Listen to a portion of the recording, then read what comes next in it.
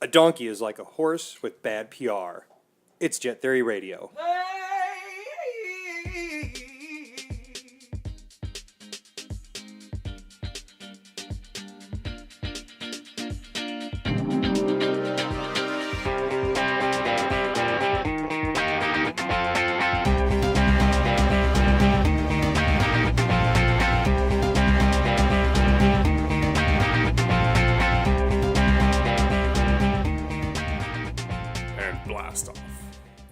Live from the ATX, welcome to Jet Theory Radio. We're at episode number 15 that you're listening into this week. I want to thank you very much for tuning in and giving us another listen here. Keep them with us. Hopefully you're keeping with us from the beginning. If not, go back and just re-listen to all of them because they're all good. Just as good as this one's going to be with our friend Alex. We got different subjects talking about today, including his travels through Asia. We're going to battle it out for the best celebrity chef of all time. And I know one man who's fearful of that battle. He's deathly afraid of going on with that. He's the man to my left. I'm Cheddar's voice of reason. He calls me the Shady Justice. I call you shithead, not Shady Justice. Sure. How are you doing there, Murren? Yeah, this is not my expertise. I will have to say this is you gentlemen's expertise. That's okay. That's okay. I'm looking forward to, just pushing you off to the side. That being said, the last couple of times where it's not been my expertise, I end up winning. I don't think so this time around. Cockiness is already there already with him. But it's already there. Where does Shady Justice come from? It is an old tag all the way back from the days of AIM. Yeah. AIM. Oh, that AIM. That AIM. You know, the one that's coming, what are they calling themselves now? AOL Oath or something like that here in the future? Yeah, AOL is like switching. They got bought out, and the plan to change the name to like Oath or something weirdly stupid like that. Yeah. I mean, no one knows because no one cares anymore. It's one of those things that kind of dies out, like MySpace. Mm-hmm. And despite how much people try, it's not going to come back. Yep. They're trying hard. Who owns that? Is that Justin Timberlake? Who owns that? It might be Justin Timberlake. Because it was somebody who seriously wanted to make it more for music. They understood they can't be the social media giant that Facebook is, but let's focus on something. They can't recapture the glory days. Not at all. No, nope. There's a long gone. Just like Friendster, just like LiveJournal, it's all just echoes in the past. Yeah, IRC chats. IRC chats. Actually, those I think still go on to a certain degree in Probably. some circles. Not very prolific, but still out there somewhere. Like tech programmer hipsters. Their parent corporation is News Corp. News Corp. Uh-oh. Yeah, they run everything. Back in... Yeah. I see an article about June of 29 of 2011, something about That's Justin Timberlake reminiscent. to take ownership stake in MySpace. So I wasn't incorrect with the Timberlake aspect of that, but... Yeah, News Corp is reminiscent of one of those old turn of the century Rockefeller type businesses where they kind of just own everything. Okay. Yeah. So no, it's no longer owned by News Corp. I guess as of 2014, MySpace is owned jointly by Mr. Timberlake and Specific Media LCC. Prior to its purchase, it was parent companied by News Corp. Good for him. I hope he has fun with it. Joys upon joys upon joys. Mm-hmm. And other related news of acquisitions and takeovers, my beloved Miami Marlins are being acquired by the lovely duo of Derek Jeter, and Jeb Bush. You know what, That's an interesting duo. Guys, please clap at that. Let's just clap at that. Come on, you can do that. It's okay. Yeah, that would be a great boy band duo. Bush and Jeter. Yeah. Bush and Jeter. We will all clap. Oh, You don't even have to ask us to clap. the boys are back in town with that hit. Oh. But I mean, Derek Jeter may know what he's doing. Yeah. Didn't W own the Rangers? Yes. Or still does? Mm-hmm. So hopefully... No, I think he had to sell it because of business yeah. interests. Oh. Yeah. Also, when he was governor. I think also he was terrible at owning it. No. Go on. You're kidding me. He can't. Wait. Wait. A former president is terrible at running a company? Oh, No. shucks. Oh, man. We call that a resume builder. It's amazing how we get the wrong Republicans. We don't get the successful Republicans. Yeah. We get the ones who weren't successful. There's plenty of them out there. Yeah. Yeah. Yeah. It's just they're smart and like, I'm going to stay with the success and I'm not going to go, Yeah. run the government. It's like Yeah. you ordering like a shot of whiskey at the bar and like, yeah, I'll try that new one. Oh, this is awful. Why did I do this? Why didn't I choose like the good one? Bad decisions. Yeah. Oh, Speaking of whiskey, I am What are you drinking? I am drinking this lovely Jameson Black Barrel. Right? Yeah. And I guess, Yeah. let's all cheers to, good times being here and a proper introduction because I don't think Yeah. we did that just yet. No. we should Alex. come back to that. Alex here, we've known each other for a while now. Yeah. Through the general goings on of Austin mutual friends. We've been in each other's universe for some time. More recently, I would like the Chappelle. We got to see Yeah. that together, and that was a Yeah. great time. That is witnessing the artwork of a master. Yes. Oh, So by the way, good. Oh, Gail. Yeah. I don't Still believe salty sign about not language. I going don't to believe that. sign language translates Oh, well to the I listening think audience. They understand that I didn't go and you guys did, and there's Oh. my explicit nature behind that. Gotcha. So anyway, boxing him out of this conversation. Yeah. Pretty good stuff, right? Yeah. It wasn't that good, except it was. Yes. I'm sorry. It was fucking great. Yeah. There's no sugarcoating it. Yeah. But yeah, so mutual friends and stuff like that, through like dinner parties and all that, Yeah. where you've made some terrific wings when we were at Sid and Dre's. That was just phenomenal stuff. Yeah. That was my first time making wings. Really? Yeah. Because it didn't taste like it was. Like it just when you brought it over and stuff like that, and you didn't have anything prepared, I was like, well, this is going to be interesting. Let's see how this turns out. Fucking blew Yeah. my socks off. Seriously, like it was a sweeter kind of sauce if I remember. Yeah, right. like a honey sriracha type. honey sriracha. That's what it Yeah. was. Oh. Yeah, we I couldn't actually think of like that. tried to make a really fancy, unique sauce before. But as a saying I recently picked up on is when you try to get fancy, fancy gets broken. And Yeah. my sauce got broken. So last second, I'm like, I have honey, I have sriracha, I'm making honey sriracha. But the recipe itself, I took from a website called Chef Steps, which, if you haven't seen it, it's the most beautiful, like, cooking videos online. Oh, just straight videos or Yeah, cooking okay. videos, tutorials, and they're just fun to watch. They have like beautiful music, all ultra HD shot, but their techniques and the way they educate you on how to cook is stunning. That was name it again because I'm Chef writing it down. Steps, Chef Steps. yeah. Which also, side note, one of the main founders or investors of Chef Steps is the guy who from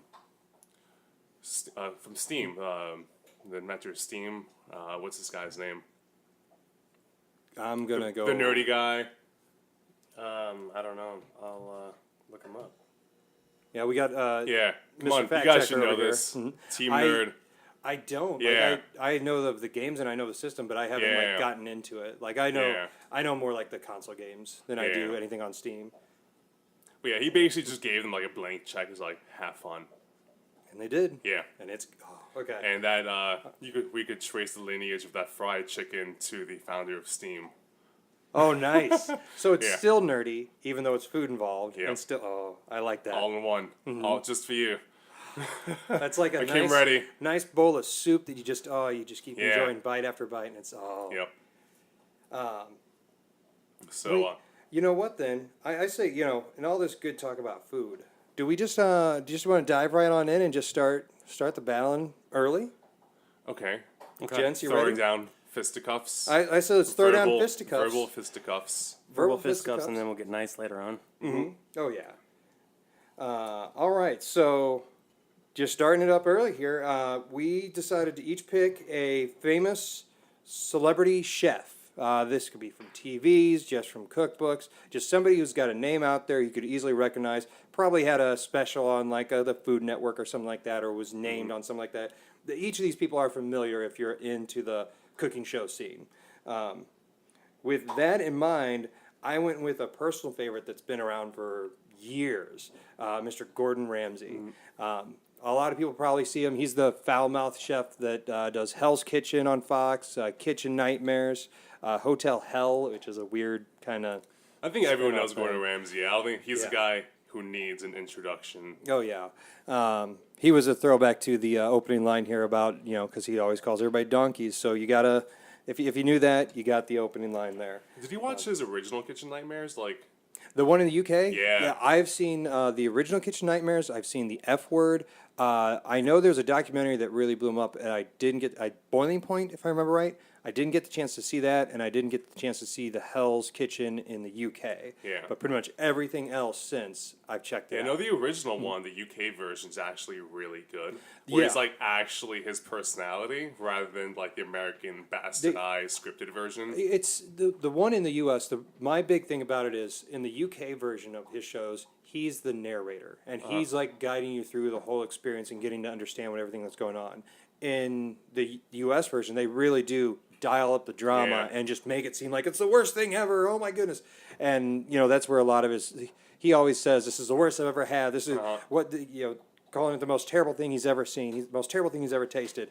Like it's cliche for him to say, but that usually comes out once or twice in any episode, and I really think that is the over dramatic of the. Yeah, I think US. like what happened when the Americans got a hold of him, it's like when you have like really good quality steak, your goal is to not fuck it up. Yeah, It's just like leave it alone, put some salt in it, and sear it. That's it. Don't mess with it.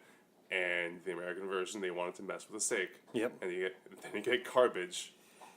I mean it's still decent, but you know what? Yeah. Shredded cheese and bacon don't need to go on top of my steak. Yeah. Just saying. What else do you like about Mr. Ramsay? Just like his general demeanor with everything, like it really, especially the better show I like of his is the original UK version of the F Word, where he sits down, he has a brigade in the kitchen, he'll take it and make food more of a learning experience for the viewer, and brings on celebrities and like gets them in the kitchen as well, and you learn more about food and you appreciate it more than just random fluff. Like he'll sit there and during one of the seasons of the F Word, he raises his own animals and his own pigs, his own livestock, and then the final episode he takes the kitchen brigade kills them that on did the camera. guests, and has them cook up that Oh, really? livestock he Yeah. raised, and that's like to me that's really understanding food in a total 360 degrees. You want to do everything your own, and it apparently was really delicious. I don't know if I could do something like that, but I can respect somebody who wants to do that and put that on TV. So Yeah, I like him because I know I'm not like really fighting against you right now. I'm kind of just agreeing with you. But like with Ramsay, like on the surface, it may seem like he's like a loud yelling asshole. But like if you watch like the UK version, he's like he actually cares a lot about the people he works with. He's actually trying to bring the best out of people and yell at them. Yeah. But he's like on their side. Yeah. And you can tell like he's loyal to the people that work under him. and if you listen to him and if you really do push Yeah. yourself and you do want to make it better, he's Yeah. right there with you. But if you're just like no, Yeah. he's like, well, fuck off then. And in the world of professional chefs, like yelling that much is normal. Like it's a different world, like a professional kitchen. Oh yeah. Like that shit's cutthroat. And it's what you gotta be to make it. And if you don't have that drive, that push, Yeah. why? As one guy I listened to, actually it's probably the founder of Chef Steps. The way he put it is, professional cooking is a mental disorder. I like that. Yeah. Oh, that's good. In that mind, does your guy have a disorder there, Mr. Murren? No. Well, right now he's going through a social media disorder. Okay. I Who have is? picked Rick Bayless. Ah. So Rick got his kind of start. I guess his TV start was 26 years ago on PBS. He's still on PBS. He's gone. I believe his first show was just Cooking Mexican, was what it was called. Then from there, I believe he's Authentic Mexican Regional Cooking from the Heart of Mexico. And then his current show, which is in its 11th season, is Mexico, one plate at a time. Kind of why I chose Rick is one, he's from, he's not from Chicago, I should say, but his restaurant, his restaurants are mostly based in Chicago. I've been to a couple of them. Wait, did we go there during one trip? Like, I want to say like a bachelor party or something? Or am I? No, I'm thinking that Brazilian steakhouse kind of thing. Yeah, you're yeah, thinking something I'm else. confusing it. Yeah. Yeah, he's got like Choco, Frontera. Yeah, Frontera is one that I've actually been to, the Frontera Grill. Not to be confused. He did actually own the Frontera Foods line that has recently been sold to ConAgra. So he doesn't own it at this point in time anymore. I'm sure he made a ton of money off Oh yeah, good for him. Yeah. I can never pronounce it right. The Topolobambo Topolobambo is the 1-star Michelin rating restaurant. of his. Just one restaurant with a Michelin star rating. I'm you know what, I'm getting ahead Hey, of ourselves. I I'm know. getting ahead of ourselves. Whoa, Sorry. whoa, We'll on. hold off that So a this little is bit. why, Okay. I mean, That's like, oh wait, you only have one Super Bowl ring? How sad. Yeah. How cute. sad. It's like, fuck you, asshole. So the other thing is, my boy's been through some. Mr. Rick Bayless, as the sound of his name, is a white man. Mm-hmm. He's gone through some social media flack, I guess. I don't know what you'd call it exactly, but because Snafu? he cooks authentic Mexican, Conundrum? and so certain Situation? people have come at him over that, and he has not quite very politically correctly responded. I think that's his biggest problem. So- it's not so much that this or that. I think it's his political correctness on this. So pretty much between the two that we have right now, they're both controversial figures that will just say what's on their mind. Correct. All right. I like that. Yep. Okay. Like, I feel like he's the kind of guy who just let it go. I actually don't know, like, what he's quote-unquote in trouble for, but it seems like one of those things. Well, essentially, tell me. the line is he was he responded to somebody said by basically saying that thinking a white man can't cook a Mexican is a racist thing. That's not quote for quote. I can get you the quote for quote later.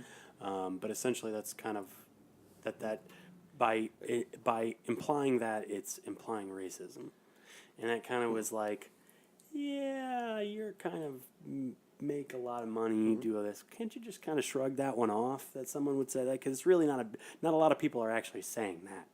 Like a couple loudmouths, who have microphones in front of them. Meta. Fourth wall break. Can we have a fourth wall break and a fourth wall break? Explosions. Yep. So, but I think he just kind of Actually, that's kind of coincidental. he misreacted. Because we're And talking that's about what he chimichangas Yeah. to a degree. Yeah. On my register of anger, not even Yeah. one. Drop that. Boom. Good job, Mern. Goes the dynamite. But mostly what I guess his deal is, why I kind of also picked him, is the longevity there. He has been around. I guess the first time he was even on air was in 1978. Holy shit. Wow. Yeah. And in 2008, by the way, he was one of the top contenders to be the White House executive chef Ah, good for him. for Mr. Barack Obama, which makes sense because Yeah. he's a cook in Chicago, whereas Barack Obama out of Chicago. Gotta show that Yeah, Chicago like, love. I like Chicago love. I like Rick Bayless because he actually does justice to Mexican food. He's like, hey, there's more than tacos and quesadillas going on here. Yeah. It's not Tex-Mex. It's like, oh, Yeah. Mexico's actually an incredibly diverse food culture. Let me show it to you. Yeah. And if it takes a white dude to do it, fine with me. Yeah. But the one problem with him is, it's actually a giant problem. His brother is Skip Bayless, who's everything that's wrong with sports media. I was wondering if that was going to get brought up. I didn't know wanna my highlight people. that. Yeah, I didn't want to highlight that, but yeah, Skip Yeah. Bayless is maybe one of the most annoying. Is annoying the right word? He's just a professional internet troll. Yeah, that's Really it. Yeah, they put a microphone in front of him It's and like let you him take go. like YouTube comments. It's like, hey, do you want to show YouTube comments? Yeah. You have Skip Bayless. And that's your only point of existence is just say ridiculous shit you don't believe in. Like, that's trolling 101. Yep. So, He was a Well, big it- Tim Tebower. Oh, well, okay. yeah. Yeah. Oh. He was all Wait, about the. Is weird And he- side and he note. Isn't doesn't he like going? Isn't LeBron. Tebow going baseball? Yeah. Trying baseball. He was trying it. I don't know if he still Okay. is. Wasn't it Yeah, Was it he's was he's in the- like in like some D League with like the Mets, I think. with the Mets? Okay. Yeah. Like, he's a guy who I like to make fun of, but like when he realizes he's actually trying to do like good stuff.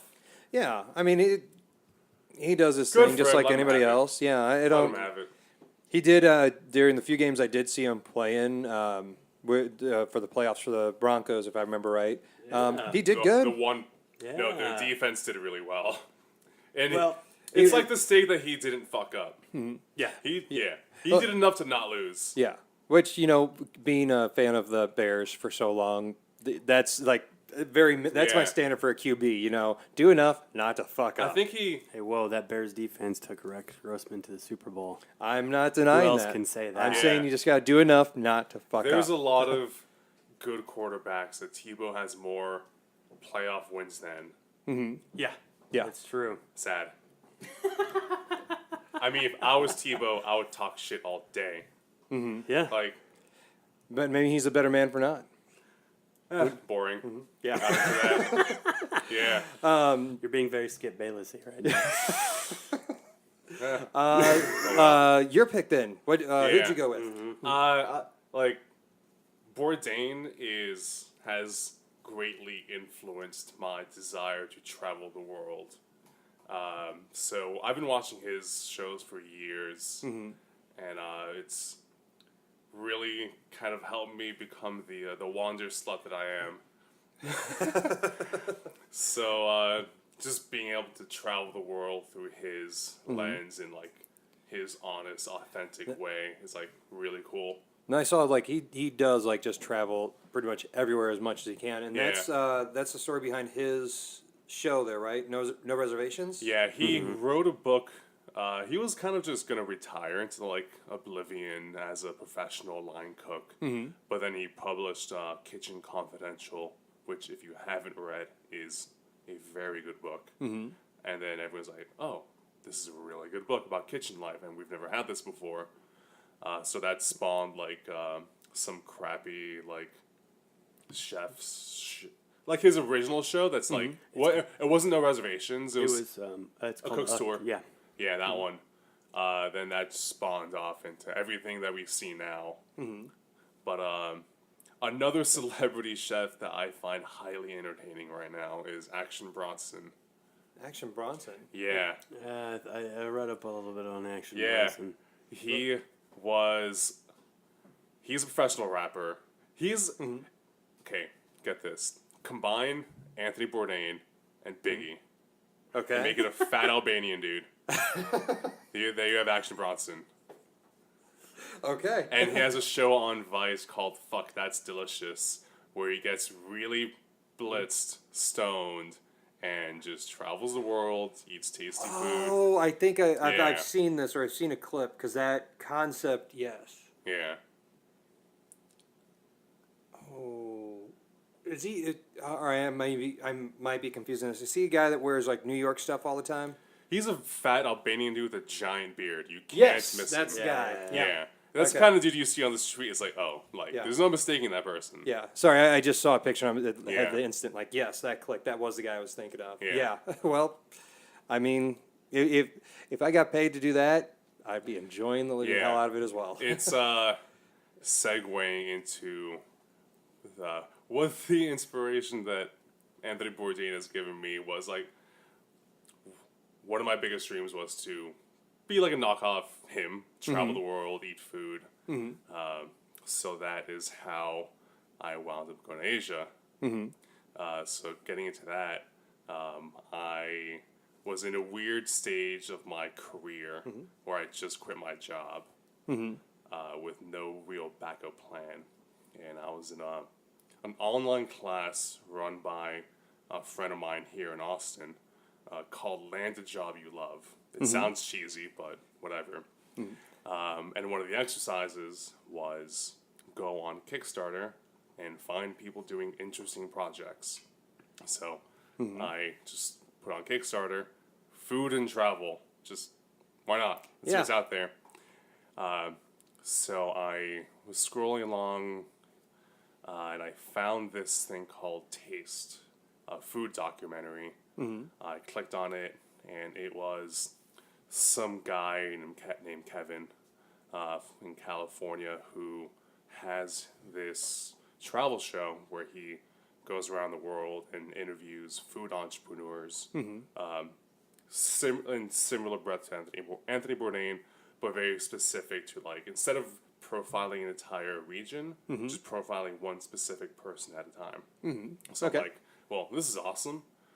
And I sent him a message with a business plan. Hey, I see you're doing a food and travel show. When you're looking to launch your project, let me introduce you to all these podcasters for your PR launch plan. So I sent that message, and then I heard nothing. Just throwing it out there, just seeing, hey, what can I catch with this hook? Yeah. Throwing a rock into the ocean, just whatever. And then 3 months pass, nothing happens. Wow. And I'm like, yeah, it's like you send like an email, and you just think it goes off into the black hole of the digital ether. And 3 months later, I get a phone call from a random number, which I normally don't pick up. This one, I'm like, I picked it up, and it was Kevin. He's like, hey, is this Alex? I'm like, yeah, this is Kevin. Oh, you. Hey, what's up, man? Yeah. Didn't expect this. Yeah, so I'm like, oh, like, you actually got my message. So he had been, like, traveling, chalking. Then we just spoke for, like, an hour, just food and travel, like, how much we were obsessive about all that stuff. Basically, like, get to know you kind of Yeah, thing. yeah. See, Like, where each not other even kinda about, like, stand. business anything, just, like, getting to know each other. Like, he knew I put a lot of thought and effort into sending him that message with that business plan. And that wound up turning into me joining his team as, like, a business development manager in terms of orchestrating his PR launch plan, developing a plan to get sponsors, which I'm still working on. It's hard to convince companies to drop almost $1 million on you. Yep. Yeah. It takes a lot of talking, a lot of convincing, a lot of schmoozing that's going to take its time. So in that process, I've like cold called giant companies, spoken to people, like brand managers, all these kinds of people to try to get them to like give us money for this project. Which I'm still working on. Well, I was going to say, I remember seeing that you had traveled to Asia. Did part of that like come from? Yeah. Like, so the what show? happened was, he gets a message out of the blue that he's like, "Hey guys, big news! I was invited to go to Bhutan, the secret hermit kingdom in like the Himalayas. It's the kind of place that you need like a 2-year visa process." Oh wow! So it's really difficult. It's also known as like Shangri-La on Earth. It's one of the few places that's like untouched by globalization. Gotcha. Not like in a shady North Korea kind of way, but like in a hey, we're just kind of gonna do our own thing. That's not us. Just almost like in a Switzerland kind of way, but like more isolated. They're the country that has a gross national happiness. So yeah. wait, say that again? Yeah, and you know how like there's like GDP, gross domestic product. Yeah. They have GNH, gross national happiness. So it's like the hippie dream that, and they're like, yeah. I'm now he's like thrown running off and like really, really curious about this kind of concept. So is it like they like as part of like their thing as a country, like they measure that in some way? somehow. I don't know how. They just do, I guess. Okay. Yeah. I'm like at a loss for how you could try to like. I'm more curious to how they would calculate that. That seems Me like such too. an odd thing to. Okay. Yeah, I mean, it's an interesting experiment. Cool, good for them.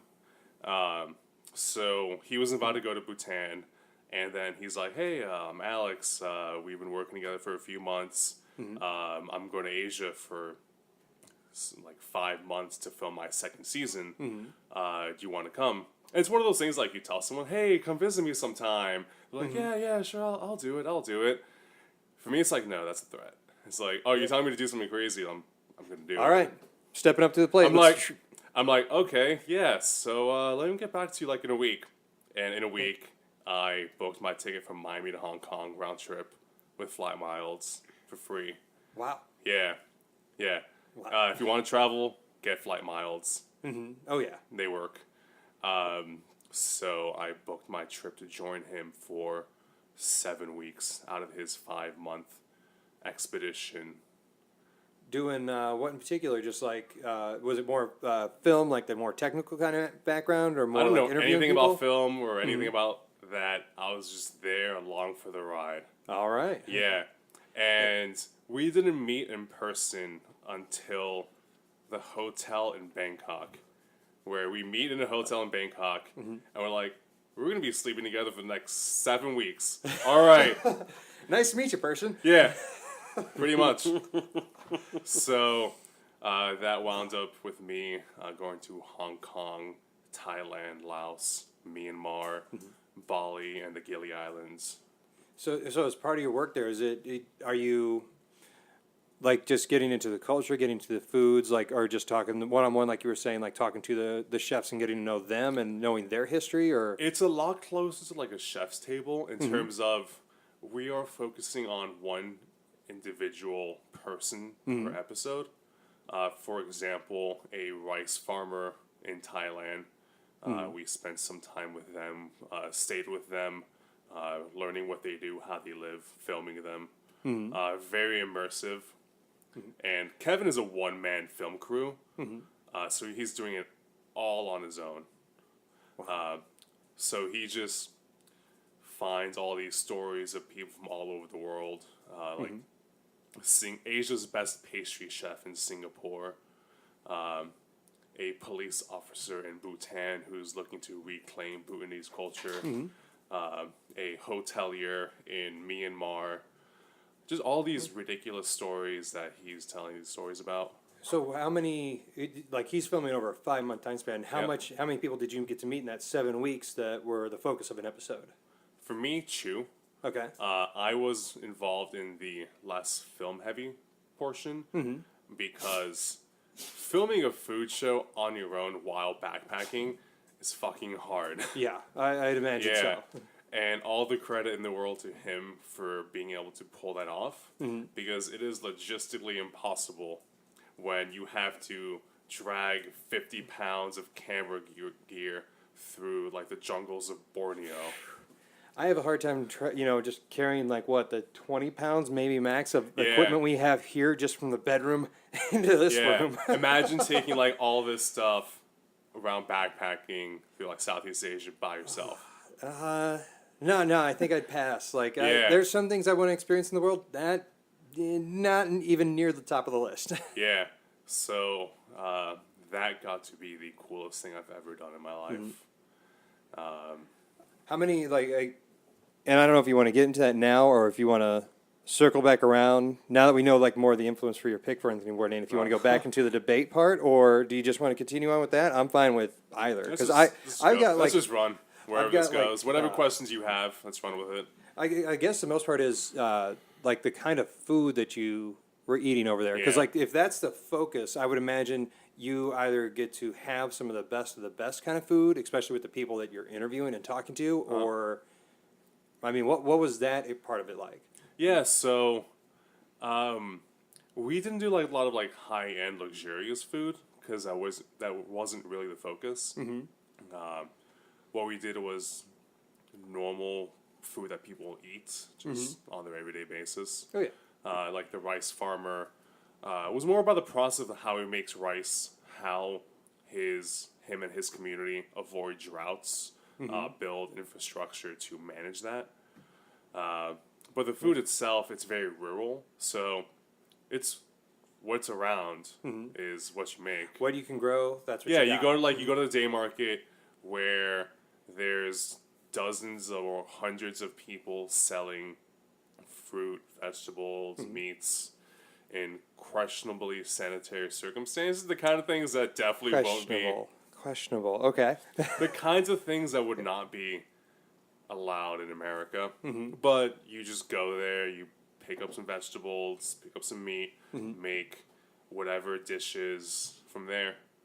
Now, since it was questionable and stuff like that, any bouts of bad experiences with food that you had, or were you able to like just naturally like after you started it, like it agreed with your system more or less? I was really smart in terms of what I did to prepare. Was I ate kimchi every single day for a month before I left. Okay. And did that to get my gut bacteria all ready, the armed forces of my belly ready to go to war. You got to prepare, guys. We're Yeah. training. We're training for the So- best. Well, some of the best. Yeah, so I'm in all these different countries eating street food in questionable sanitary circumstances, and I'm not having any problems because of the way I prepared. And most American or most Westerners who go to Asia have that problem because their gut bacteria just isn't very strong. You can't go from eating McDonald's one day, fly on over, and No. then have locally grown stuff, Yeah. like you say, in questionable sanitary Yeah. conditions, and it be okay. Yeah, No. but it's like being at a playground where every street, every corner you go, there's dozens of street vendors selling who knows what, and you kind of just point, get it, eat it, and just go on. Just And just it's run never with going it. to cost more than like $1, $2. It's a playground of infinite food possibilities. So, like I almost like that idea and that kind of lifestyle better than just fast food everywhere and like the drive-through lane everywhere. Like to me, like have that variety where like I really enjoy like here in Austin the food Yeah. trailer parks because you can go and get a side here, side there, and put it all into one meal and it's like a create your own meal. Street food just would be so amazing like that. Just walk down a block and like I'm ready for a snack. Oh look, that looks good. Here's a couple bucks. All right, I'm good. Yeah. And what's really bizarre about like places like Thailand is when you get food to go, you're getting it in a plastic bag. In terms of like if you're getting soup or whatever, they're putting soup in a plastic bag and wrapping it around with like rubber bands. And you're just taking it to go. Straight soup, like no like Yeah. container or anything. Just No, they pour it's the a- soup in a plastic bag and there you go. Yeah. Yeah. Okay, hope not to like And- bust that bag open. Oh on no, anything. they're professionals at tying this shit up. Like you could throw that at people, it's not bursting. Wow. It's like okay. it's like a really powerful water balloon. Instead of water, it's delicious curry. I suppose that'd be a fun food fight. Yeah. Tastiest food fight ever. Oh, just make sure the soup's not fresh and burning hot. Yeah, That it'd be like the Or that kind of spicy. Getting yeah. oh yeah, get into your eyes kind of thing. or getting Ooh. to places. Yeah, sometimes you can find some unusual things like raw pig's blood in northern Thailand, which is one of those things that sounds disgusting, but the way they make it, like Isan style, is actually really good. They use a lot of raw pig's blood in Thailand, I'd be or just What's the reason for that? it's cheap.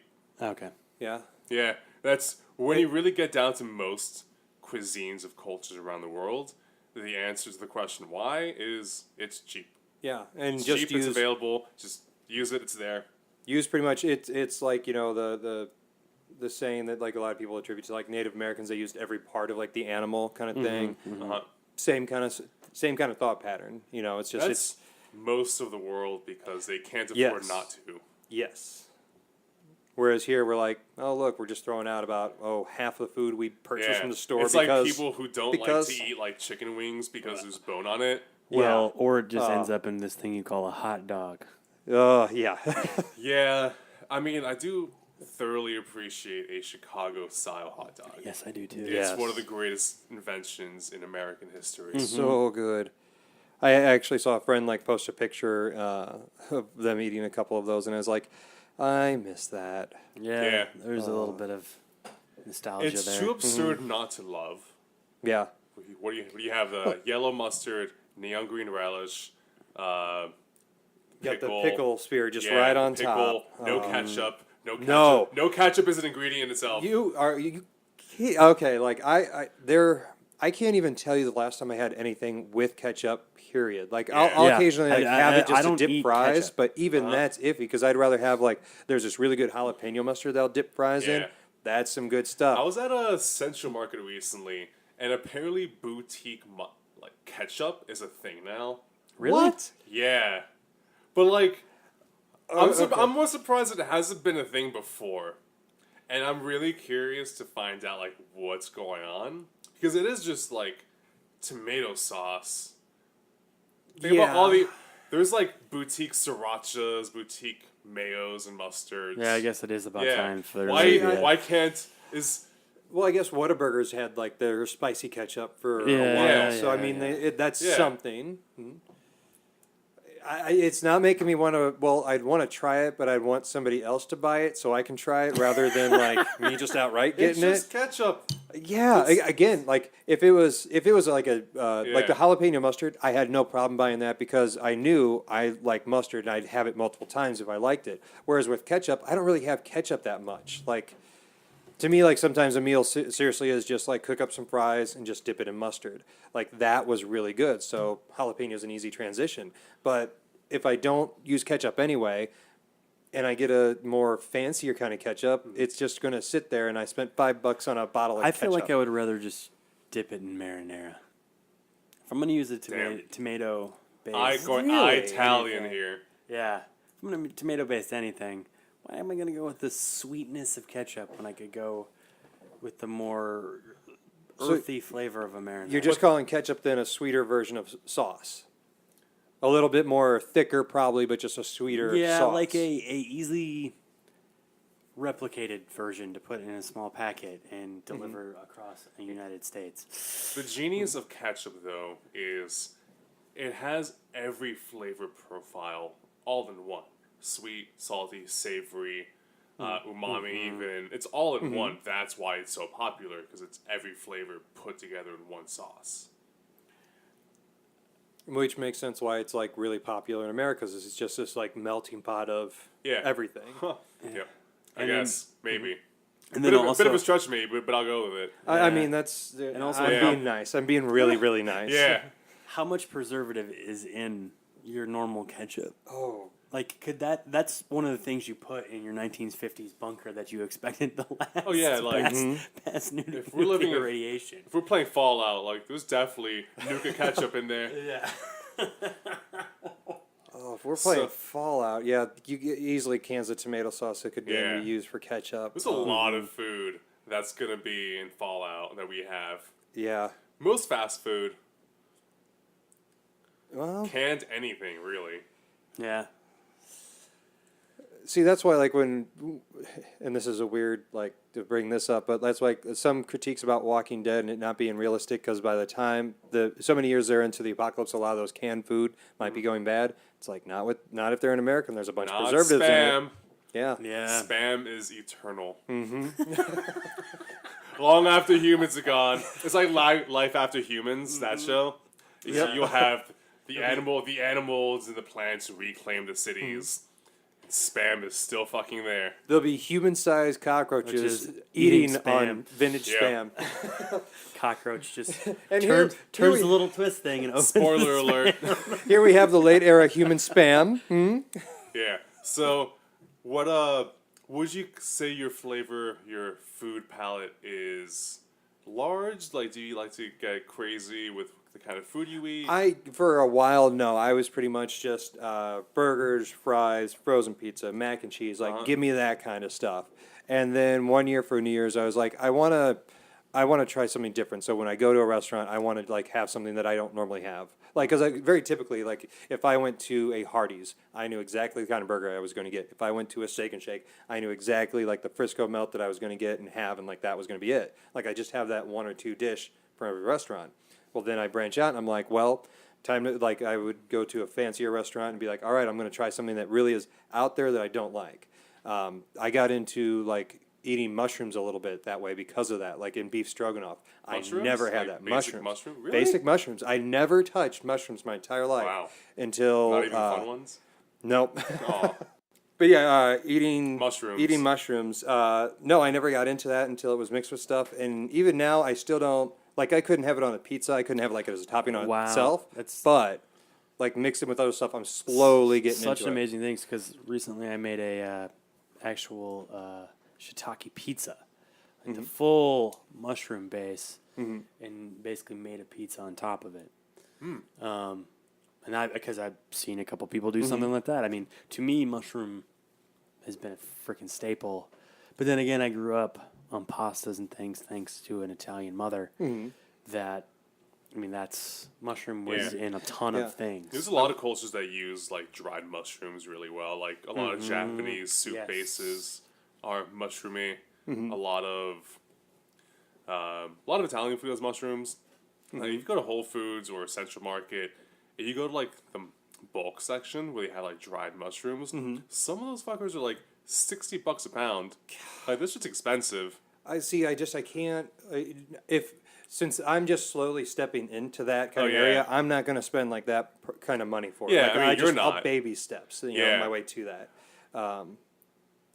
Yeah, but like even besides that, like I never really like eat seafood and stuff like that. I know I'm a very probably stereotypical limited American kind of taste palette, but I will go out of my way to try certain things if the opportunity is there. What's the most recent thing you've, I guess, explored? I did have, like, I remember back for New Year's. For New Year's, we got a bunch of friends together and we dressed up really fancy and we went to this. What was that? The place for New Year's that everybody went to. That had the dinner with like the 5 or 6 courses. The Driscoll Hotel. The Driscoll Hotel. I had crab bisque for the first time. I enjoyed it. I was surprised. I thought, Yeah. like, I'm not a fan of seafood. This is something I don't really like. And enjoyed the shit out of that. There was another, like, I think a salmon or something else. And it was another fish dish. It was something I don't normally have. I tried it. Yeah, Okay, he's it worked. new. He's new to the Yeah. fish game. I actually used to be just like you. Really, you Yeah. guys are new to the fish game. No, my diet used to be like just like yours when I was growing up. Very limited, eating cheese, these weird pasta boxes of like pre-done, like fettuccine Oh, yeah. Alfredo, Heat it up, put some water in it, Yeah. stir, and there you go, kind Yeah. of thing. Yeah. like croquettes, just very simple, basic foods, and I just wouldn't branch out ever. But What was the cause of? yeah, I lived in Pittsburgh for a summer before college. Then I found this place called Lulu's Noodles, and it's just like this Thai Vietnamese noodle shop where they had like pad Thai, soba noodles, all these Southeast Asian style noodles, and I'm like, what's going on here? I really like this stuff. And then I tried like Ethiopian food that summer. And that kind of was the first domino that eventually wound up to me eating raw pig's blood in Thailand. Just to give See, it it's a try. well, raw pigs was just one step away. Yeah. Yeah, it's yeah, You did a slippery slope to pig's blood.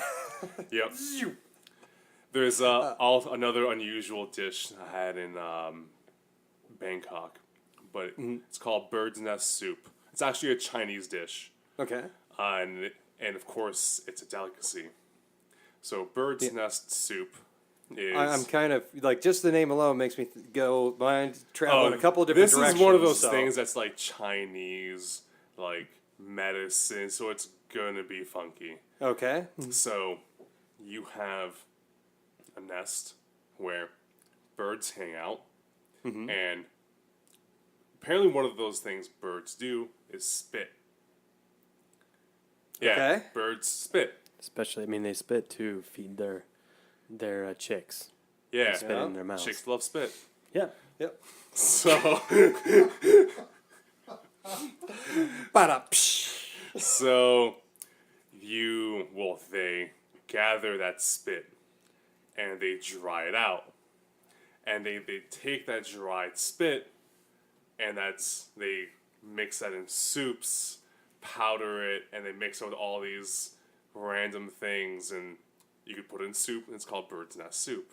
So it's dried bird spit, and it's just one of those things that they make. And you up in you had the China. chance to taste this. Yeah, Thoughts?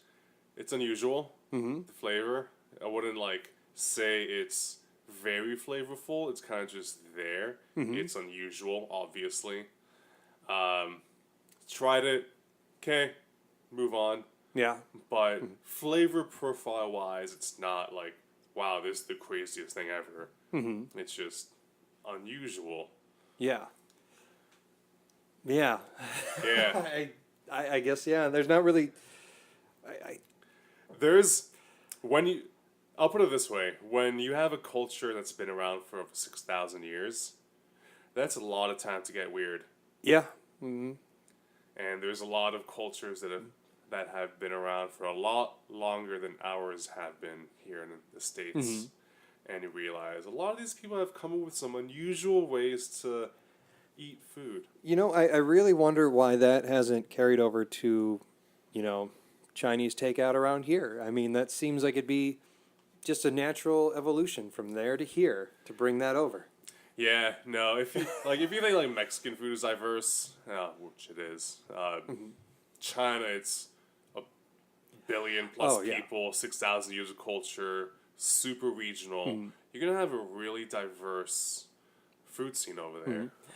I mean, I guess that's in part why I don't go to a Chinese restaurant around here and or just anywhere here in the States and think this is what they're eating over there, because there's No. so much more. Yeah, American Chinese food is different from Chinese food. Yeah. And the variety they have over there is completely insane. Like, I got to go to the world's cheapest Michelin star restaurant in Hong Kong. Which I guess how cheap is cheap then? I spent like $20 and was stuffed to the gills. Wow. Yeah. Okay. So very reasonable, very delicious.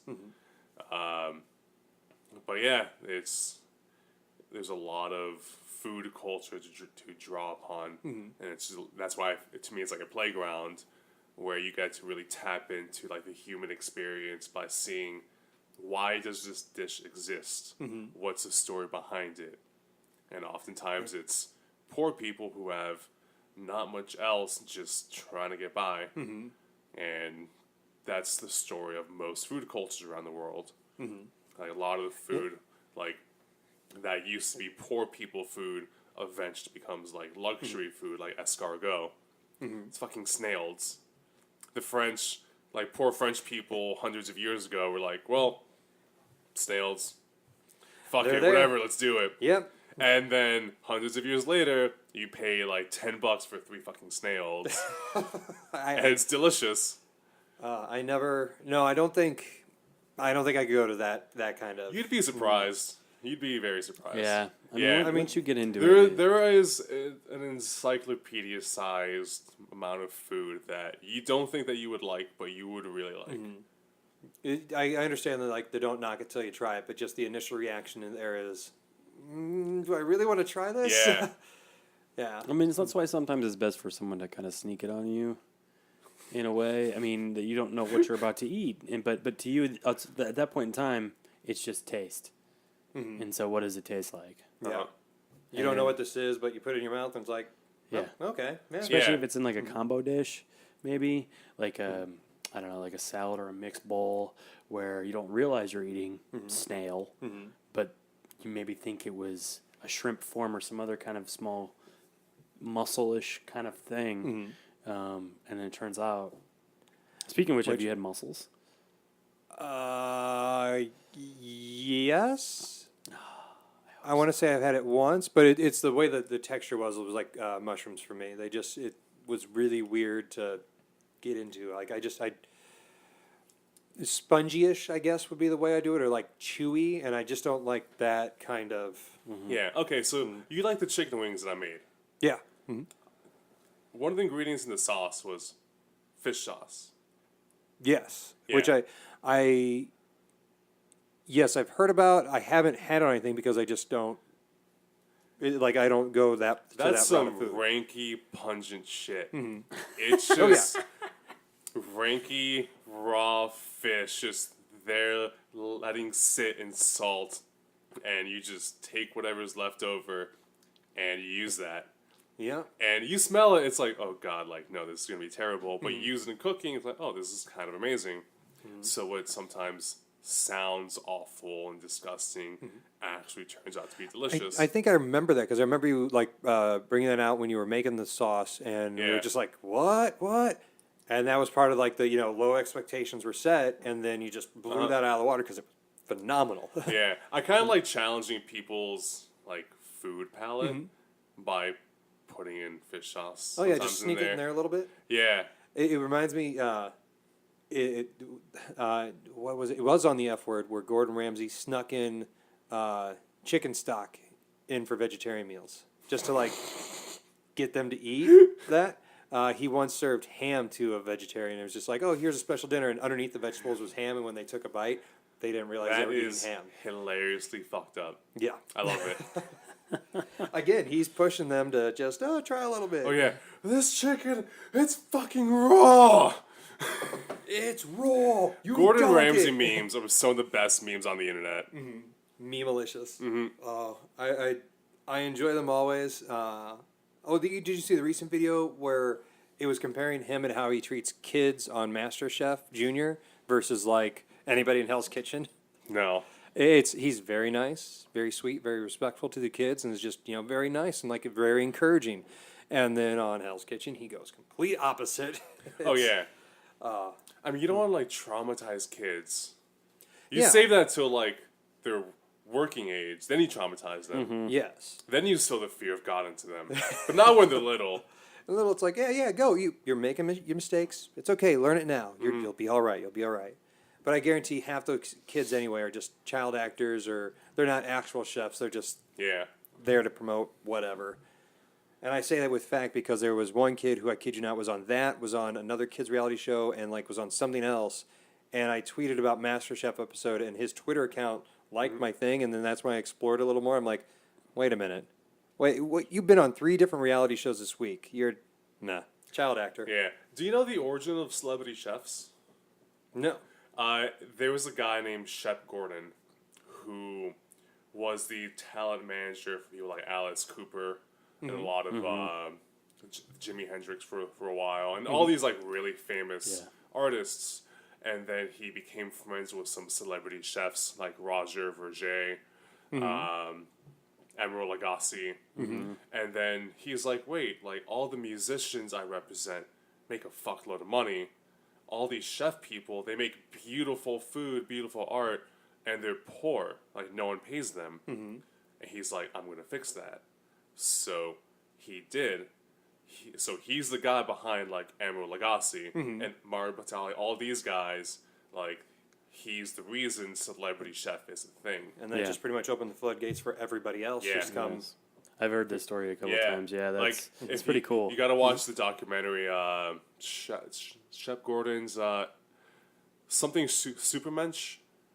Supermensch, yeah. Yeah, Yeah, we've been Supermensch. referred that by Yeah. a couple different people. Yeah. It's that guy. His story is awesome. Like I he just quit a job being like a prison guard for like a day. He's driving and winds up at a hotel, and he has a bunch of drugs with him, and he just starts meeting all the other people at this hotel. Well, it's more like a roadside motel, just grimy as fuck. And he meets all these people. It's like, oh, you're Alice Cooper, you're Jimi Hendrix, you're some other giants, Janis Joplin. It's like, and they're like, yeah, like we're musicians, and this is way before they're all famous. And they're like, oh, you're Jewish, right? He's like, yeah. Okay, you're the manager. And that's the beginning of the story of how this guy became like the most legendary talent manager in Hollywood history. I didn't realize now it's even more of a reason for me to watch that. Finally, sit down and just watch that documentary Yeah. because it's been on my queue for years. It seems like. What's really like to me inspiring by that guy is when you watch that documentary, you see how all of these people talk about him, and like they'll interview like his friends, the people who work with, like talk to me about Shep, and the way they talk about him is awe-inspiring because everyone's like he's the nicest, coolest, most respected guy in the industry. Like, I love this guy, and like, wow, like you could be extremely successful, but well loved, kind. You could be like a really good person, and he's like a really good example of that. Versus just like an absolute dick and asshole, and you Yeah, have control. you don't have to control be freak, Ari from Entourage. Like you actually be like you can actually be like a cool dude and relax and good, kind-hearted, and be a legendary person in your industry. Yeah, you get the right people at the right time, and if they get behind you 100%, Yeah. all right. What do you want to segue to? I think No, it's segue time. I was Well, we got about to to segue just. back to the battle and give a final decision on who our top celebrity chef is. Oh, you see, now you're wanting to go to a decision already. We barely scratched the surface so far on the Yeah, it's only discussion. been like there. 2 minutes since we started this. Yeah. Come on, man. Is this like Is this a battle to be won? A little bit of back and forth, and then we Yeah. just sort of, however we want to vote on it. We like like to say we're really competitive about it, but then once Yeah. it's over, we I don't mean- really talk about it anymore. Yeah, like It's like we can each like have our own personal experience, like with like why we chose the person we're doing, and like why we back it up, and why we find it so entertaining. And really, you're just trying to convince the other two people to say, yeah, between you and the other guy, I choose yours. yeah. The thing is, I don't Yeah. disagree with any of you. Yeah, I mean that's for I my have no bones to pick here.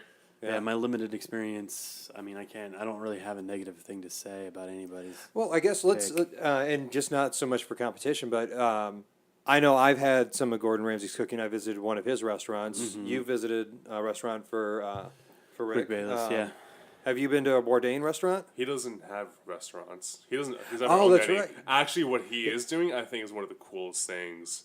I think it's called like the Bourdain Market that's popping up in New York City, like in a year or two, and I think it's going to be in the same vein of like this Asian or European food market where you just have all these people making food, and you just go there and eat everything. I could be completely wrong, but I'm pretty sure that's what he's trying to go for. It's one of these Asian or European style food markets. I mean, give it a try. If it Yeah. if it works and it takes off, awesome. Yeah, because if you go to those, well, for me, as someone who's thinks of food as a playground, you go to like one of these food markets in Bangkok or Hong Kong, and there's hundreds of people making thousands of dishes, and you're just there, and it's like, what? Like, you could spend years on this one street corner and never get bored. That's not a bad situation to be in. Yeah, at all. not at all. Yeah. So I think even though he doesn't have a restaurant, that project seems like the coolest project.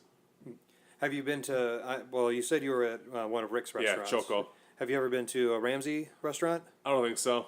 Well, might be like some burger place like in Vegas. Yeah, but he's got Gordon Ramsay burger, and the one I went to was Gordon Ramsay steak, which was really nice. They Yeah. one of the things they made that I went with a couple other people that were living in Vegas, and they get to like go there anytime they want. So we were like, okay, let's go really fancy, and it was like $50 a steak. I mean, it was like you're going all out. For oh this. yeah, a lot of it's brand. Yeah. Just the brand name. Like And- you're gonna pay a lot of money for the experience to say you went there. And but honestly, the food itself was phenomenal. Yeah. Had some of the beef Wellington that like is his signature thing. Phenomenal. Well worth every penny. Like I mean it. I couldn't go wrong with it. Yeah, I mean it should be good. Otherwise, you could just yell at Gordon Ramsay. Oh yeah. And I mean he's had some restaurants that have closed down and stuff like that through the course of his career. And I would really love to go. Like if I ever go to the UK and just travel through Europe, I'd want to stop at least at one or two of his restaurants. But with them being like Michelin star restaurants, it's going to be an arm and a leg just to like sit down Yeah. and have a glass of wine at the bar. So the ranking system from 1 to 3 star, you have like the way like they phrase it is like hilariously understated. Like if you look up like the Michelin star rankings, like 1 star means this, 2 star means that. 1 star is like it's a good restaurant. 2 stars is like it's a really good restaurant. 3 stars is like it's a very very good restaurant, definitely worth the trip. Whereas 3-star Michelin means that people are flying from all over the world just to eat at your restaurant. Like, you're not a side attraction. You're not like a TripAdvisor thing to do. You're the Yeah. reason people are flying the Yeah. other side of the world just to eat your food. That would be like if I ever like had a second career as like a chef or something, and I got to that point, that to me would just be like, well, I don't understand it, but if people are enjoying it, go for it. And like somebody visiting that, I think the worst scenario for me in that kind of situation is then being seated at the table that's right there by the kitchen with the door popping in and out all the time. Like that to me would be like, this is a terrible seating arrangement, but What a great documentary to watch is Jito Dreams of Sushi. I've seen that. That is Yeah. phenomenal. Not being a fan of sushi, but just seeing how like how much time, how much discipline he has in how he makes it, and it's just precise measurements, consistency. That to me was it shows you that if you are really good at a craft and you really hone your skills and you have that level of commitment, level of consistency, you can make some damn good whatever food, arts and crafts, like artwork of any kind, like Yeah, that's like 70 years of craft and mastery in a piece of rice and fish. yeah. Like, I'll pay a lot of money for that. And just the way, like, I like the style of bar. It was like it's sort of like a bar. Like you go up and they make the food right there, and it's like, here you go. I just made this. I just fished this out of the ocean right now. Like to me, that just I would love that experience. Yeah, it's an. Even not being a fish guy, like to me, that's still something to look forward to. I something would only hope that if you had a chance to eat there, that you would take that chance and eat everything that's put in front of you. Oh yeah. See, but then I think like not being that big into sushi, that was my first experience, everything else is just levels below. Oh yeah, that's kind of how I feel about like Franklin's, where it's like I feels like I've been to the top, and now when I have barbecue, I'm like, it's not the top. Yeah. I've been spoiled. Yep. This is nope. I still haven't had Franklin's yet, so I'm slowly working my way around town. Like a lot of people liked like, oh, it's like a 3-4 hour wait in line. I'm sure good for this. I don't have time for this. Well, it's actually a good time to wait in line because you're just drinking beer, sitting down, shooting shit with strangers who are also barbecue fans. Yeah. And that's, to me, is a pretty cool way to spend like a Saturday morning. I mean, Franklin's would be the kind of place like that you say that people travel to in order to Yeah. get there. So you got to imagine if you get in line with the right people, you're talking for hours about Yeah. all the experiences of all the restaurants that you've been to with the good Yeah. barbecue. Like if a good time to you means shooting the shit with strangers, drinking beer on the street, and just having a good time. It's like a tailgate where everyone wins. So And then at that's the end, way I at think the end of the about it. wait, hey, here's some good food. Yeah, it's like, oh, this is some of the best barbecue in the world. Maybe the best, but I'm not going to go down that rabbit hole of a debate. Honestly, I don't care as long as you enjoy it in some way. You know, a Yeah. whole ranking system with it. As much as I like with the Michelin stars and stuff like that, it's food. It's very subjective to your taste. Yeah. So, yeah, you could say it's a 3-star, but there could be people go there and like this tastes like horseshit. You know. Yeah, I mean, at the end of the day, what really matters is how it makes you feel. And sometimes the hype, the placebo effect of that Yeah. is real.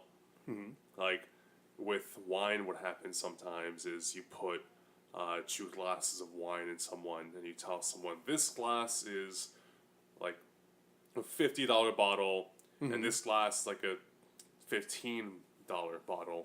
And a lot of people are going to say the $50 bottle of wine is better because it costs more, they put more of into it. But even though it might be the same exact wine, the fact that they think it's better, that's really all that matters.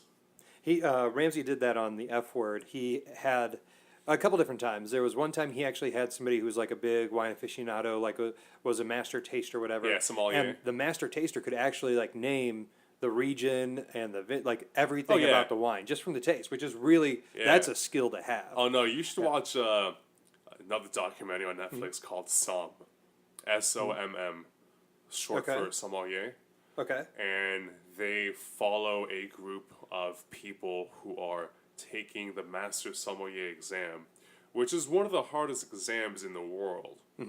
There's only like a few hundred Master Sommeliers in the world. But you have to be able to blind taste a wine, say where it comes from, around what year it's from, what the flavors are, the year that it was made. What was the weather like in that year it was made? Was it dry? Was it rainy? I mean, yeah, that's one of the things. Like, if you're the expert and you really know that, that's awesome skill to Yeah. have. I could never see myself doing that. Like, it'd be. Yeah. Uh, I mean, there's lots of things you wouldn't do, but there's lots of forms of mastery. And sometimes people find their own calling of ridiculousness, and they just go down the rabbit hole and become the best in the world at it. And I think that's awesome. Isn't the idea that you become an expert at something after you've put 10,000 hours into it? Yeah, Or something that's like the rule that everyone throws out. Uh-huh. Sure, go with it. I mean, Whatever. I'm pretty sure you know something. I know among like writers, it's after you've written 1,000,000 words, like that's when you really start to get into your groove and find your own voice. It's one of those arbitrary things that like people say that like kind of makes sense. Like, yeah, sure. But at the end of the day, if you write things that move people, that's all that matters. Yeah. It doesn't matter if you just picked up a pen. Like, there's lots of writers who write a lot of books and they're all bad. Yeah. Like, if you're Nicholas Sparks and you write like dozens of like those romance, like you don't have to be a Twilight. writer. Hey, there are some people who really like those. I'm not Tell one me of more. them, Go but, on. How much do you like them? Sorry. You know how I'll like tell you my favorite. You tell me yours. I'm pretty sure I can make up a name, and it might be a name. Yeah, There's me been too. so many. Are there any authors you get unreasonably excited about, or like maybe like authors or podcasters or the kinds of people who make something and you're like, yes, whatever this person makes, I'm gonna get it.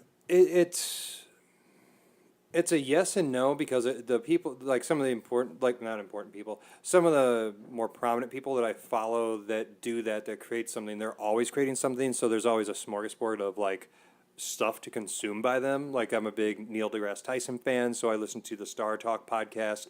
I follow any columns he writes. I follow like all his published books I've got. Like I pick it all up.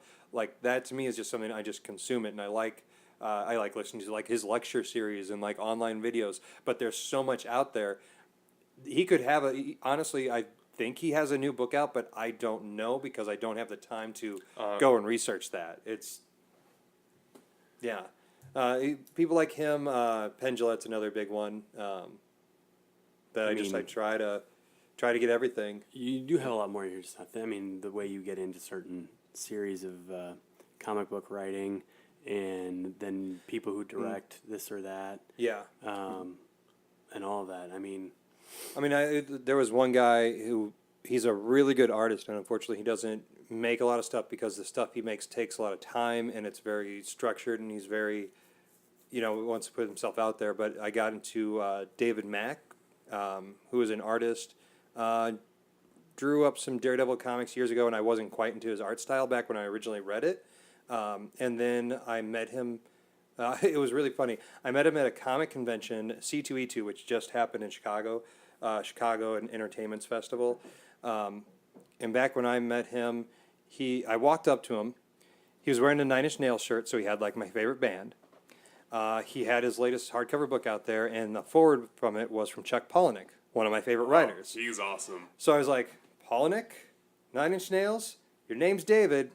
All right, I'll take a chance. Yep.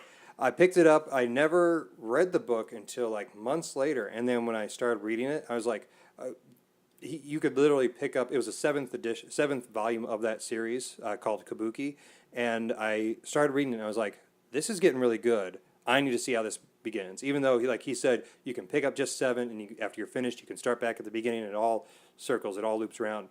But I was like, I just want to go from the beginning. And the first Kabuki thing that he did was a college project that was like a black and white comic, and it was just a really great story. Followed it, and then you got to see the more the series progressed, the more his artistic style changed. And it was going through that whole process and that whole experience, and a lot of what he was writing was really connecting with me, and I just was head over heels for it. If he ever did anything, like I follow him, I follow everything he does on Twitter and stuff like that. Weird connection that he did the end credit title sequence for Captain America Winter Soldier. Interesting. Yeah.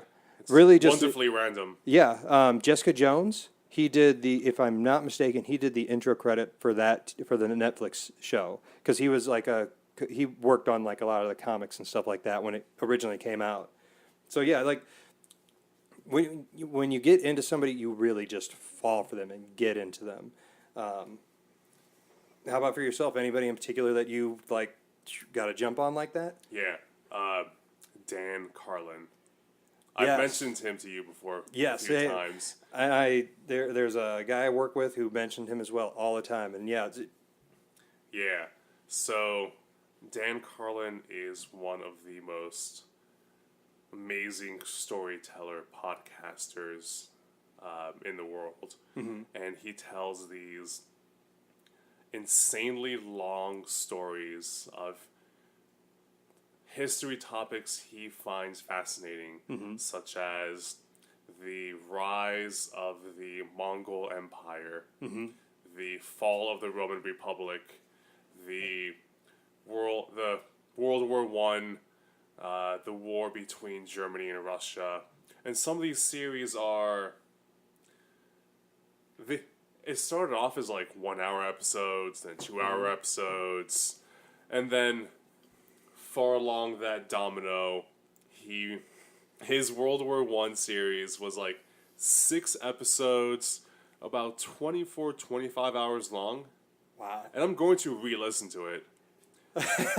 because it's that enthralling. It's that good. That's the same thing I hear from my friend at work. Like he says you just get into it and you get the full. You don't get just the basic outline of story. You get all the details. And if you need to spend like an hour or two off on this one subject just to make your understanding of the bigger picture, he'll go off on that. Yeah, route. like I'll be driving in the car and he's telling some story of trench warfare during World War One, and like even though I'm driving the car, I'm also in trench warfare in Normandy. And the way he paints these pictures, tells these stories is completely engaging and enthralling. And even his political podcast, Common Sense, is very good. It's probably it's the first thing that I listened to about politics that made sense to me. Because it's not someone just yelling and trolling and just talking about ridiculous Is it more shit. like understanding the situation and just getting into he's like the, a very bird's eye view understanding of politics. Like he used to work in radio, like political radio. So he's very good at providing a sober, wise opinion on these subjects. Is he more like leaning one direction, or more he just has his own thoughts that's really not exclusive to one side or the other? He would consider himself a political Martian. Political Martian, okay. Yeah, I'll let that. I don't want to. He's out there, baby. Whenever you put someone in the bucket of like left or right, that paints everything. Yeah. And when you paint someone's perspective before they take something in, it's going to modify their experience of it. Yeah. But if you let someone just go in and see what happens, then you'll come at something with a very clear, unbiased framework. Now, how long's he been doing these kind of things? I saw you pulled up the list there, Gail, just like scrolling through it. It's been since the hardcore history. It looks like episode 1 was, scroll all the way back to the top here, in 2006. So he's got a good 11 years worth of stuff. And that first one was only 16 minutes. Let's say that. I get down to the Armageddon series, the Blueprint of Armageddon. There's 7 episodes. The shortest one is 3 hours and 7 minutes. Yep. So they got exactly what you said. I'm scrolling down, and it gets longer and longer and longer. I would highly recommend people go into the archives and pay Because yeah, like he releases the most recent 10 episodes for free, but after that you gotta pay like $1 or $2 for the archives. Completely worth it $1 or $2 per episode, or just $1 or $2 in general? per episode. Per episode? For like 3-4 hour episode. If you're getting Worth 4 it. hours worth of good entertainment and you're like you get hooked just by the current stuff, it Yeah. would- Yeah. Like, the for deal. instance, his latest episode is Blitz, the Destroyer of Worlds. About the nuclear age. Yeah, it's 5 yeah. hours and 53 minutes. He was like, "Yeah, I was gonna make a short episode, but it's not yeah. short." That being said, It's they, 5 hours. they do come out like once every 3 months, Yeah. 4 months. Oh, It's okay. not It's a- like a two-man show. It's like you two here. Yeah, it's not a every week or like that. It's an every once in a while thing. Well, I imagine there's a lot of research he's got to do, and just like Yeah, I mean, between the when it script comes to- writing and all that stuff. Well, yeah. it looks like it's got to be exact. Yeah, podcasts have had a dramatic impact on my experience of the world. I've probably listened to over 5,000 hours worth, not even exaggerating. And it feels like I have like an actual MBA, or like it feels like Yeah. the way I feel now feels like how I probably should have felt after college. Like, Yeah. I have a much better understanding of marketing, business, entrepreneurship, finance, because of podcasts. Yeah. I mean, Because I could listen to interviews of the top experts in the world on whatever subjects. And if someone tells you, hey, like if you want to learn this subject, you can have an infinite supply of listening to people who are the world's best in that subject, and hey, it's free.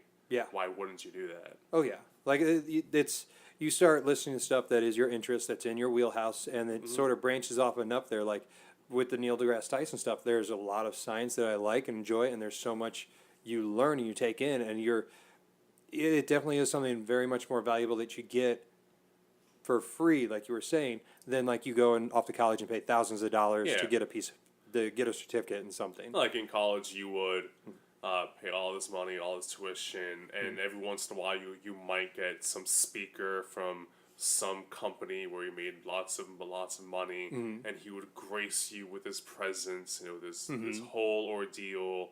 You're like, wow, like you were the chief operating officer of Goldman Sachs. Wow, Yeah. this is amazing. My tuition is so worth it. Yeah.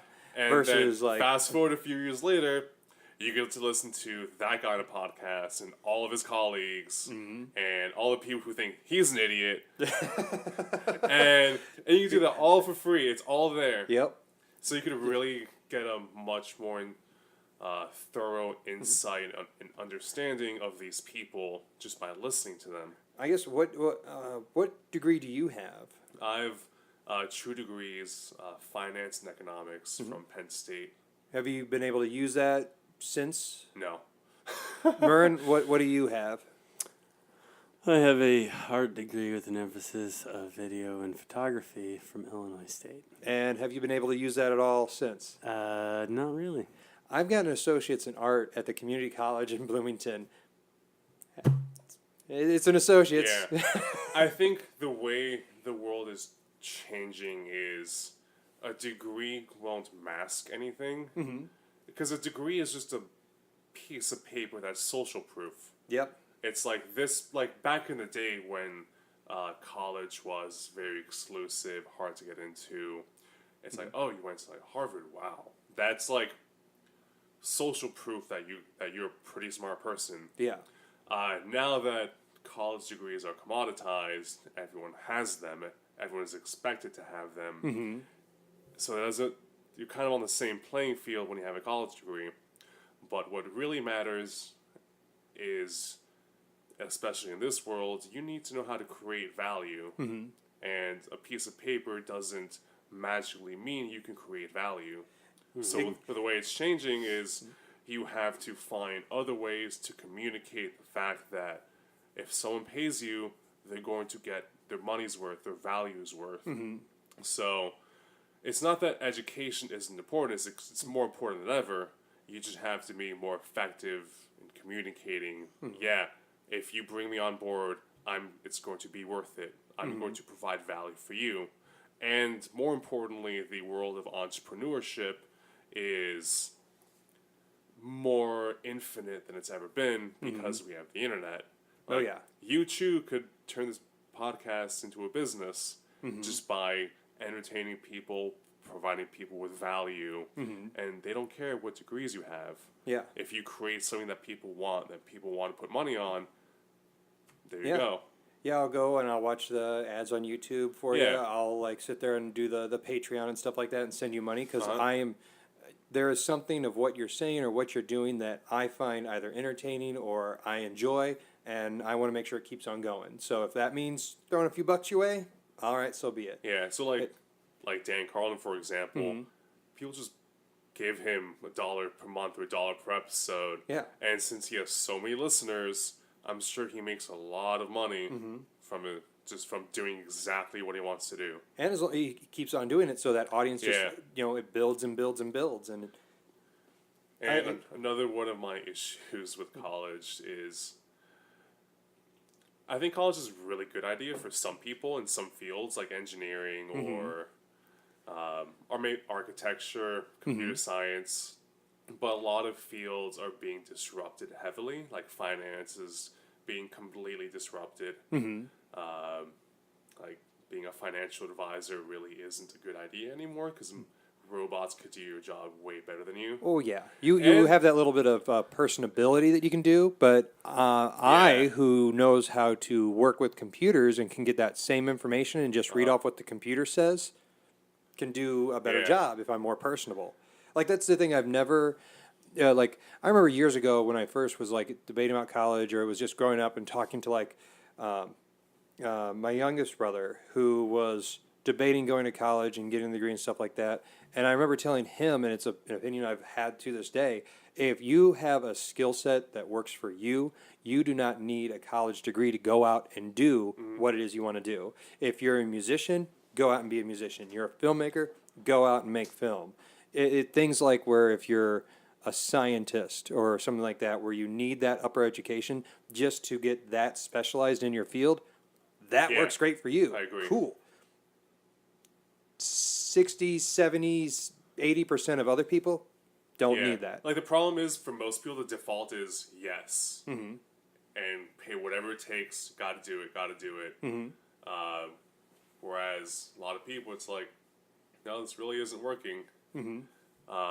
Like one of the issues I have is it's just a lot of the education system itself. It trains people to be cogs in a machine. But the world we live in now doesn't want cogs for machines. It wants people to. We can build those machines. Yeah, Now you be a human. exactly. Like you actually you can't hide anymore. You Yeah. have to bring something to the table. Because if your job can be automated, it will be automated, and you can't hide anymore. You got to show up and make shit people want.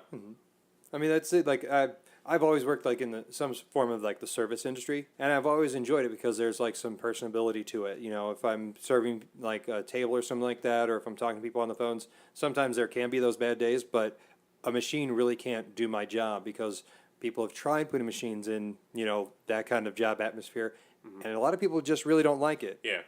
because it's not that you're saying. human feel. Yeah, no- you can't mass produce or automate authenticity or human interaction. True. At least not yet.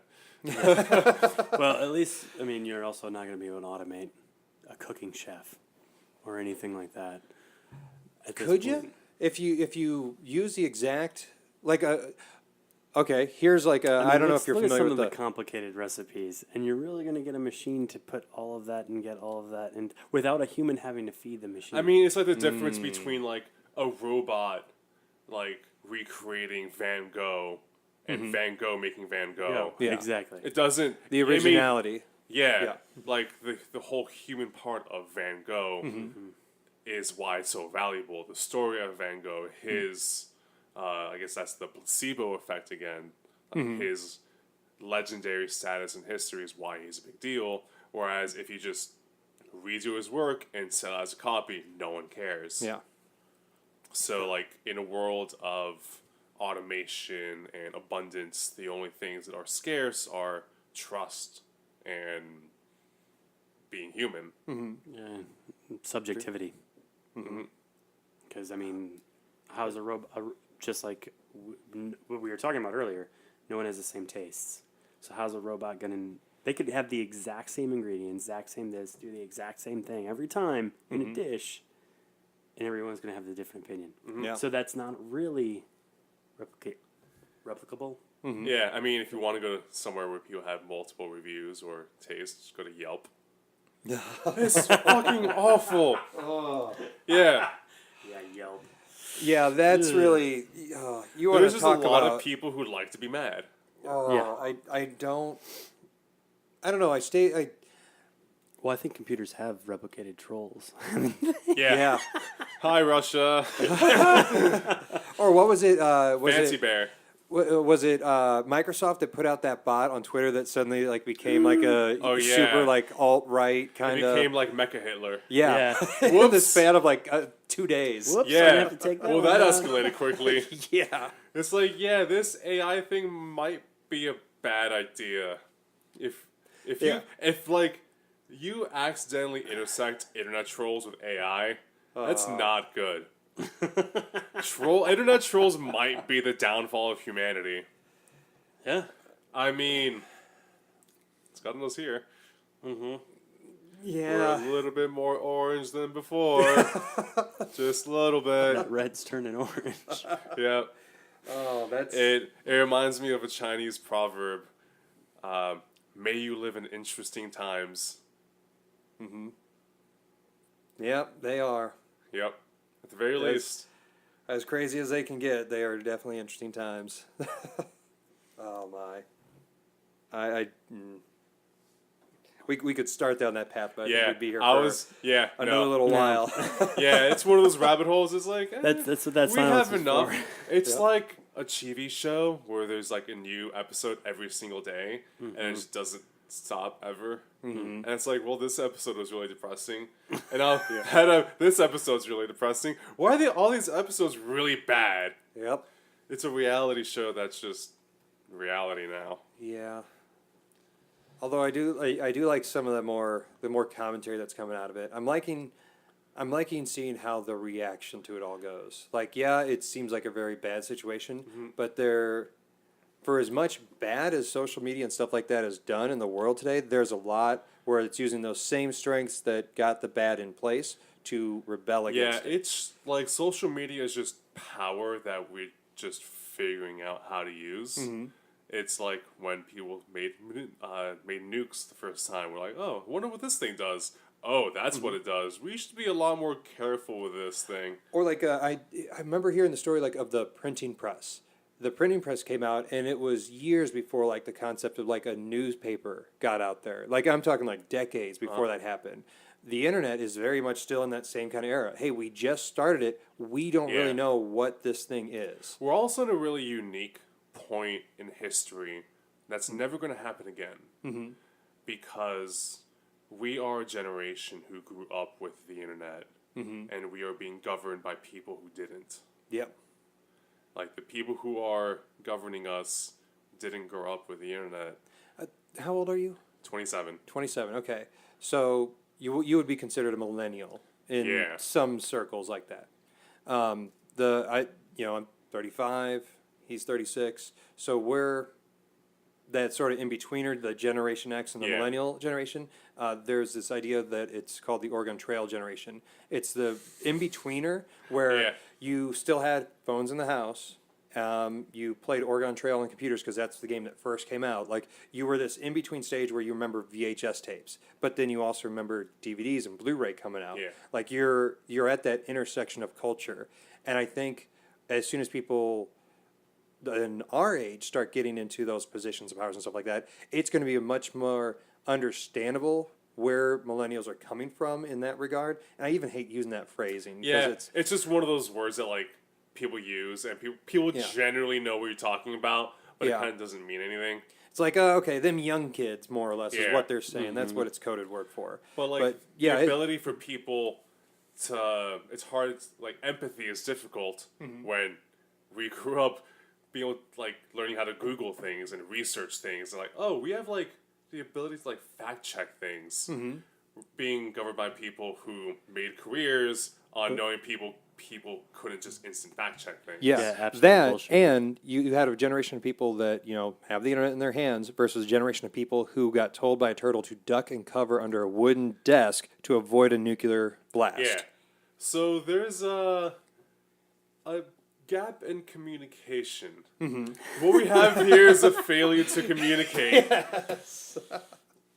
Oh, what's that movie is that from? Major Pain, I think. Is it? What we have here is a No, failure to no, communicate. no. It That might is, be a Full Metal Jacket, maybe? ooh, like it's in that vein. It's in a war movie. Apocalypse Now? That could be it. Oh, I'm gonna be. I think it's Full kicking Metal myself. Jacket. Well, it's in a it's the beginning of a Guns N' Roses song. What we have here is a failure to communicate. Just Google that Yeah. phrase. Yeah. It's one of those. See, that's yeah. how we get. We give it a few minutes where we try to debate it, and okay, you know what? We'll go to the internet gods. Yep. Power.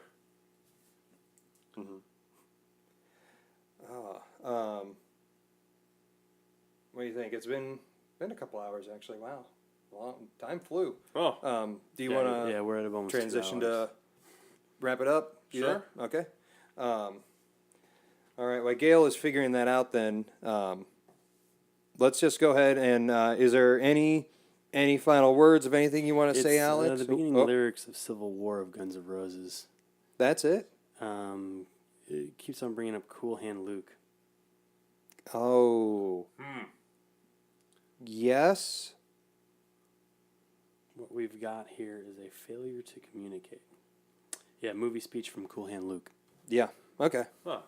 1967. I guess I was completely wrong, which I often am, but that's okay. I don't know. It's been Yeah. pretty spot on. Past time talking to Yeah. on this. But yeah. Any final words, final thoughts? Put that out there. Yeah.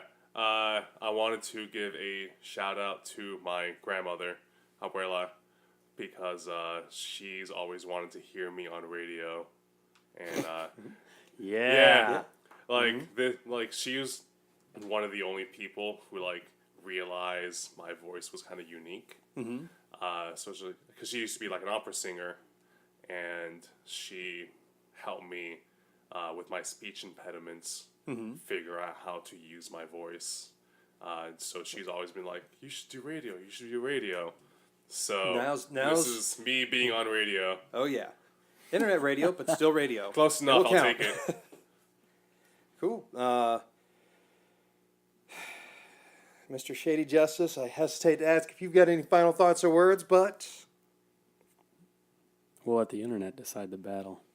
Because we really love all of our picks, and we love their food, so... yeah, and really like when we you didn't start, really have a lot to argue or if you a get lot start to talking about say. food, you really it's all good and it's all enjoyable, and you Yeah. can't. And really, these guys also make Yeah. pretty darn good dishes Yeah.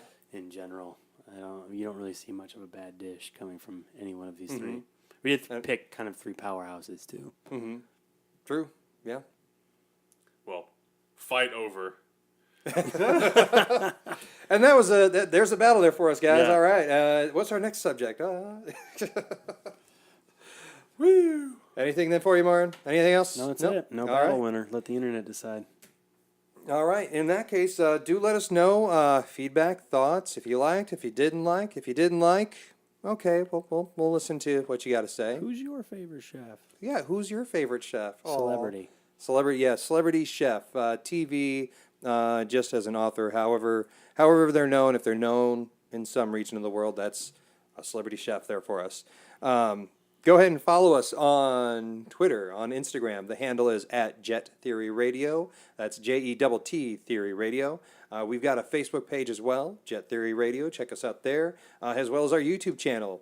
Obviously enough, Jet Theory Radio. The website that links it all together, JetTheoryRadio.com.